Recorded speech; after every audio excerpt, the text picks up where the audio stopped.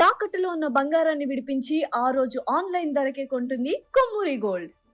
నమస్తే, welcome to Suman TV. నేను పద్మిని. ప్రస్తుతంతో పాటు ప్రముఖ ఆధ్యాత్మికవేత్త లక్ష్మీ నరసింహస్వామి ఉపాసకురాలు, అలాగే ప్రముఖ న్యూమరాలజిస్ట్ శ్రీమతి స్రవంతి గారు మనతో పాటు ఉన్నారు. మాట్లాడదాం. నమస్తే అక్క. నమస్తే పద్మిని. మా ఎన్ని రోజులకి స్టూడియోకి వచ్చారు. How are you? బాగున్నాను. ఎన్నెన్ని విషయాలు జరిగిపోతున్నాయి తెలుసా? గురుపుష్యమి మిస్ అయ్యా. అయ్యో, నిన్ననే జరిగింది గురుపుష్యమి. సరే, మళ్ళీ వస్తోంది. ఎప్పుడు వస్తోంది అనేది నెక్స్ట్ వీడియోలో మనం మాట్లాడుకుందాం. తప్పకుండా. ఇప్పుడు ఒక హాట్ టాపిక్ గురించి మనం మాట్లాడాలి అక్క. అదేంటి అంటే కాక్రోచ్ జనతా పార్టీ అని చెప్పి ఒకటి ఆవిర్భవించింది. జస్ట్ అంటే చీఫ్ జస్టిస్ సూర్యకాంత్ గారు నిరుద్యోగుల్ని అడ్రస్ చేస్తూ, ఉద్యోగం లేని వాడు నిరుద్యోగులు బొద్దింకలతో సమానం, పరాన్న జీవులతో అంటే పారాసైట్స్ తో సమానం అని చెప్పి ఆయన వ్యాఖ్యానించడంతో దుమారం అనేది రేగింది. నిరుద్యోగులు ఇంతమంది ఉన్నారా అని తెలిసొచ్చింది అసలు ప్రపంచానికి. సుమారు 20 లక్షల మంది నిరుద్యోగులు ఉన్నారట. వాళ్ళందరూ ఒక తాటి మీదకి వచ్చారు. వారి ఆగ్రహానికి గురయ్యాయి ఈ వ్యాఖ్యలు. సో ఇదంతా ఒకటి. అసలు ఇలా మాట్లాడటం ఏంటి అనేది ఖచ్చితంగా మీరు చెప్పండి. మీ analysis, what is your opinion on it అని ఖచ్చితంగా చెప్పండి. అలాగే ఈ నిరుద్యోగం అనేది డెఫినెట్ గా ఏఐ ఇంత విజృంభించడం వలన ఖచ్చితంగా ఉద్యోగాలు రావట్లేదు. సరైన ఉద్యోగాలు కూడా లేవు. నిరుద్యోగుల కర్మ ఇంతేనా? మరి మారదా ఫేటు? ఉద్యోగం రావాలి అని అంటే ఏం చేయాలి? అది కూడా చెప్పండి. తప్పకుండా చెప్తాను పద్మిని. వ్యవస్థని ఎప్పుడైనా ఎవరైనా సరే క్వశ్చన్ చేస్తే, సిస్టమ్ని, ఆ సిస్టంలో ఉన్న పెద్దవాళ్ళని ఎవరినైనా క్వశ్చన్ చేస్తే వాళ్ళు ఒకంత ఆగ్రహానికి గురవుతారు అని అనడానికి ఇది ఒక నిదర్శనం అన్నమాట. ఒక అడ్వకేట్ వస్తూ నన్ను సీనియర్ అడ్వకేట్గా నన్ను గుర్తించడం లేదు ఢిల్లీ హైకోర్టులో అని చెప్తూ ఉంటే, అసలు ఇదంతా ఏంటి, నేను ఎందుకు నన్ను సీనియర్ అడ్వకేట్గా ఎందుకు గుర్తించాలి అని చెప్పి అతను అన్నీ కూడా సబ్మిట్ చేస్తూ ఉన్నారనమాట. చేస్తూ ఉన్నప్పుడు ప్రతి ఒక్కళ్ళు జర్నలిస్టులే, ప్రతి ఒక్కళ్ళు సోషల్ మీడియాలో పనిచేసే వాళ్ళే, పని పాట లేని వాళ్ళందరూ కూడా కూర్చొని జర్నలిస్టులు అయిపోతూ, ఆర్టీ యాక్టివిస్టులు అయిపోతూ ఇలా చేస్తున్నారు, సిస్టమ్ని భ్రష్టు పట్టిస్తున్నారు, పని పాట లేని వాళ్ళు అని ఒకంత నిరుద్యోగులు అనే పదం కూడా యూజ్ చేసినట్టుగానే కనిపిస్తుంది.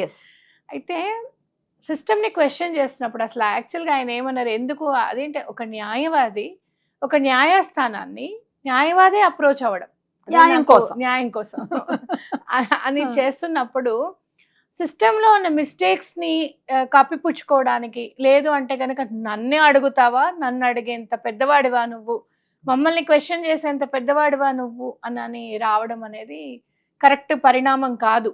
అది ఎట్లాంటి వ్యవస్థ అయినా, న్యాయ వ్యవస్థ అయినా సరే, చట్టం అయినా సరే, ఏదైనా సరే, ఒకడు క్వశ్చన్ చేసేవాడు లేకపోతే అన్యాయం అనేది జరిగిపోతూనే ఉంటుంది అనేది మనం గుర్తుపెట్టుకోవాలి. కరెక్ట్. మరి భ్రష్టు పట్టించడానికి ఏముంది అని అంటే ఇంకా భ్రష్టు పట్టడానికి ఏముంది అనేది చెప్పాలి. ఏ ఎగ్జామ్ కూడా, ఎటువంటి ప్రభుత్వం నడిపినా కూడా పేపర్స్ లీక్ అవ్వడం కానివ్వండి, లేదు అంటే కనుక అంతా రాసేసిన తర్వాత ఇంకా ఎగ్జామ్ కోసం వెయిట్ చేస్తూ ఉంటే ఈ పేపర్ లీక్ అయింది అని, ఈవెన్ గ్రూప్ ఎగ్జామ్స్ కానివ్వండి, ఏవైనా కానివ్వు, అలా అంటే ఇప్పటికీ కూడా మీరు చూస్తే కనుక ఎన్నో కేసులు అలాంటివి మాకు అన్యాయం జరిగాయి అని చెప్పి ఎన్నో రకాల కేసుల కోసం పడిగాపులు పడుతున్నారు మనుషులు. వాళ్ళందరూ కూడా కాక్రోచెస్ అయ్యారు. Justice delayed is justice denied. అట్లాగే నువ్వు justice denied is justice delayed కూడా. నువ్వు డినై చేస్తున్నావు అంటే దాన్ని డిలే చేస్తున్నట్టే, నువ్వు డిలే చేస్తున్నట్టే డినై చేస్తున్నట్టు. కాబట్టి వ్యవస్థలో ఉన్న ప్రాబ్లమ్స్ అన్నిటినీ కప్పిపుచ్చుకోవడానికి ఒక సెక్టార్ని ఎన్నుకున్నారు అని చెప్పి ఖచ్చితంగా చెప్పుకోవచ్చు అనమాట. ఆ సెక్టార్ని ఎన్నుకున్నప్పుడు దీన్ని మనం ఏమంటాము అని అంటే రీక్లెయిమింగ్, సైకాలజీలో చెప్పాలంటే రీక్లెయిమింగ్ అటాక్ అని అంటాం అనమాట. అంటే ఎవరైనా మనని ఒక మాటతో తిట్టారే అనుకో, వెధవా అని తిట్టారనుకో, అవును నేను వెధవనే, కరెక్టే నేను వెధవనే, నేను భరిస్తున్నాను చూసావు అందుకు నేను వెధవని, నువ్వు మాట్లాడట్లేదు నువ్వు మాట్లాడకపోయినా, సరిగ్గా మాట్లాడకపోయినా, నీ చుట్టూ తిరిగి నీకే పని చేస్తున్నాను చూసావు నేను వెధవనే. ఈ మాటలు ఇలాంటి చేయడం బెటర్. దీన్ని రీక్లెయిమింగ్ అటాక్ అంటారు. అంటే ఏంటంటే వాళ్ళు అన్న మాటని తీసుకొని దాన్ని పాజిటివ్ వేగా చూపించడం అనేది రీక్లెయిమింగ్ అటాక్ అంటారు. సో ఈ రీక్లెయిమింగ్ అటాక్ లో కాక్రోచ్ అన్న పదాన్ని తీసుకొని, అవును మేము కాక్రోచెస్ ఎలా అంటే మీరు చూసుకుంటే కనుక చాలా అసాధారణ ఇన్సెక్ట్ ఎవరు అని అంటే ఉన్న వాటిలన్నిటిలోకి కాక్రోచ్. వెరీ బ్రెయినీ కదా. Very brainy and nuclear weapon కూడా కాక్రోచెస్ ని నాశనం చెయ్యలేదు. నాశనం చేయలేదు. ఎలాంటి పరిస్థితులనైనా సరే అధిగమించగలవు. వాటర్ లో ఉన్నా అధిగమించగలుగుతాయి, వాటర్ లేకపోయినా అధిగమిస్తాయి. అవి చాలా తెలివైన జీవాలు అని చెప్పుకోవచ్చు అనమాట. మనకి అసహ్యం ఎక్కడ అనిపిస్తుంది అని అంటే, ఒకటి సైకలాజికల్ గా మనం ఒక కలర్ ని చూసినప్పుడు, అలాగనే అవి ఏంటంటే ప్రతి వాటిల్లోనూ సమానంగానే నడిచేస్తూ ఉంటాయి. ఇటు వాష్రూమ్స్ లో కానివ్వు, ఇటు కిచెన్ లో కానివ్వు, ఏదున్నా కూడా వాటికి ఏం అనవసరం కదా. వాటికి క్రీచర్స్ ని మనం యాక్సెప్ట్ చేయలేం. యాక్సెప్ట్ చేయలేం. బాలే ప్రీచర్ ఎక్కడ వాలి ఎక్కడ వస్తున్నాయో, ఎక్కడ పాక ఎక్కడ వస్తున్నాయో అనే, కానీ వాటిని కించపరుద్దామా అనేది కాదు. మనకు ఒక రకమైన అసహ్యం ఒకటి. హెల్త్ కి మనం ఇంపార్టెన్స్ ఇస్తున్నప్పుడు, కాన్షియస్నెస్ ఉంది అని అన్నప్పుడు ఇన్సెక్ట్స్ కి దూరంగా ఉండాలి అని అనుకోవడం. కరెక్ట్. అయితే వీళ్ళు ఏం చేశారంటే పాజిటివ్ వే ఆఫ్ కాక్రోచెస్ కిందకి మేము ఉన్నాము. ఇక్కడ మేము సమూలంగా సిస్టమ్ ని కాపాడుకోవడానికి మేము కాక్రోచ్ ఎట్లయితే పనిచేస్తుందో, ఎలాంటి మురికిలో అయినా సరే మేము వెళ్ళి ఆ మురికిని మేము క్లియర్ చేయడానికి మేము సంసిద్ధంగా ఉన్నాము అని చెప్పడం అనేది జరిగిందన్నమాట. రైట్. అలాగే నిరుద్యోగులు ఇంతమంది ఉన్నారు అని అంటే డెఫినెట్ గా సమతుల్యత లేదు. నిరుద్యోగులకి ఉద్యోగాలు లేవు. వాటి మీద దృష్టి పెట్టడం మానేసి ఇట్లా యూత్ ని, నిరుద్యోగులుగా ఉన్న వాళ్ళని ఇలా తిట్టడం సమంజసం కాదు అని చెప్పి కూడా సివియర్ గా రిటార్ట్. అవును, నిజమే. ఎందుకనంటే నువ్వు నిరుద్యోగ వృత్తికి ఏం చేస్తున్నారు మీరు? ఏమైనా చెప్పాలి అని అంటే ఇప్పుడు వచ్చే మేనిఫెస్టోలు అని ఎట్లా ఉంటాయి? నిరుద్యోగులకి 2000 ఇస్తాం, నెలకి 1000 ఇస్తాం. కూర్చోబెట్టి ఆ 1000-2000తో సమస్య అనేది సాల్వ్ అవ్వదు. వాళ్ళకంటూ ఒక విజన్ ఉండాలి. వాళ్ళకంటూ ఒక విజన్ చేయాలి అని అంటే ముందు పాలకులకి విజన్ ఉండాలి. కరెక్ట్. మీరేం చదువుకోవట్లేదు, ఏం చేయట్లేదు అంటే మరి చదువుకోని వాళ్ళందరూ కూడా పరిపాలిస్తూనే ఉన్నారు కదా మనని, అవునా కదా? ఈ రోజున ఒక ఐఏఎస్ ఆఫీసర్, ఒక ఐపీఎస్ ఆఫీసర్ చదువుకొని 10th క్లాస్ కూడా పాస్ అవ్వకుండా పొలిటికల్ గా మంచి పేరు ఉండి వాళ్ళు ఏదో చేయగలుగుతారని చెప్పి వాళ్ళ ఎలక్షన్ లో నిలబడి గెలిస్తే వాళ్ళ దగ్గర చేతులు కట్టుకొని నుంచాల్సిన పరిస్థితి కదా. కరెక్ట్. కాబట్టి వాళ్ళని మనం అంత ఎన్నుకున్నాం కాబట్టి ఈ వ్యవస్థని ఎట్లా మరి నిరుద్యోగం లేకుండా ఎలా చేయాలి, అందరికీ ఉద్యోగాలు వచ్చేటట్టుగా ఏ విధంగా మనము వనరులు కల్పించాలి, రిసోర్సెస్ చేయాలి అనేది దిశగా ఆలోచించాలి అనేది మనం అర్థం చేసుకోవాలి. ఇది ఒక ఉద్యమం కింద చూసుకోవచ్చు, డిజిటల్ ఉద్యమం కింద, డిజిటల్ యుద్ధం కూడా చేసుకోవచ్చు అని అనుకోవచ్చు. ఎందుకు అని అంటే జనరల్ గా ఎవరైనా కూడా పెద్దవాళ్ళు ఎవరైనా ఈ మాట మాట్లాడారంటే ఒకంత బాధపడి అయ్యో అని అనుకుంటారు. కానీ ఇప్పుడున్న వాళ్ళైతే గనక యువతని ఒక విధంగా మనము డివైడ్ చేసుకుంటే గనక మిలీనియం జెన్జీ కలిపిన యువత. ఇప్పుడు మీరు అదంటే మనం చూసుకుంటే గనక ఇప్పుడు తరము అని అంటాను, చూసావా? మీ తరం మా తరం అని అంటాం కదా. అలా మిలీనియము జెన్జీ కలిపిన వాళ్ళు అనమాట. అంటే మిలీనియం వాళ్ళకి ఏంటంటే ఏం చేయాలి, ఎలా చేయాలి, ఆలోచించి ఎక్కడ మనము ఆన్సర్ చేయాలి అనేవి మనకి తెలుసు. నువ్వు ఎప్పుడన్నా గమనిస్తే గనక మీ అమ్మగారు కానివ్వు, మా అమ్మగారు కానివ్వు, ఎవరన్నా ఏమన్నా అంటే వాళ్ళ పాపను వాళ్ళే పోతారులే మనకి ఎందుకు అని. కానీ నువ్వు నేను ఊరుకో, ఎందుకు పోవాలి వాళ్ళ పాపన్న, వాళ్ళ దారి ఆ పాపన దారి ఏదో మనం చూపిద్దాం పా అని మనం అనుకుంటాము. మేము కూడా పాపాత్మలే అని జెన్జీ వాళ్ళు అంటున్నారు ఇప్పుడు. పాపంలోకి నెడతామని కూడా అంటున్నారు. కాబట్టి ఇప్పుడున్న నిరుద్యోగులు మిలీనియం వాళ్ళు జెన్జీ వాళ్ళు కలిసిన వాళ్ళు ఉన్నారు, చూసావు? ఆ కాంబినేషన్ చాలా మంచి కాంబినేషన్.